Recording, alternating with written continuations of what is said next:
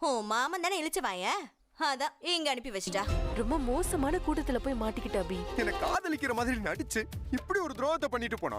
சுடர் இன்னைக்கு மாடியில படிச்சுட்டு இருக்காங்க. அப்ப அவிங்க அத்தை சரளா வராங்க. வந்து பாப்பா கிட்ட பேசுறாங்க. பேசும்பொழுது, "அம்மா வந்து அப்பாவ பத்தி உன்கிட்ட எதுவுமே சொல்லவே இல்லையா?" அப்படின்னு சொல்றாங்க. "எனக்கு அப்படி எதுவுமே சொல்லவே இல்ல." அப்படின்னு சுடர் சொன்ன உடனேயும், நெறைய கோச்சுட்டு பேசிட்டு போயிடுறாங்க. என்னவெல்லாம் பேசியிருப்பாங்கன்னு உன்னால கெஸ் பண்ண முடிஞ்சுதுன்னா கெஸ் பண்ணுங்க.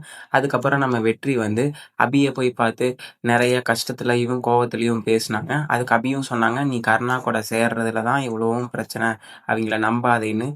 வெற்றி வந்து கோச்சிட்டு கிளம்பிட்டாரு. நம்ம சண்முகம் அண்ட் ஃபேமிலியில நெறைய இன்னைக்கு என்டர்டெயின்மெண்ட் இருக்கு. பொறுமையா ஜாலியா உட்காந்து என்ஜாய் பண்ணி பாருங்க. அபியும் குமுதாவும் நெறைய பெர்சனலா பேசிட்டு இருந்தாங்க. அப்ப குமுதா சொல்றாங்க, "நீ தெரியாம வந்து இங்க மாட்டிக்கிட்ட" அப்படின்னு.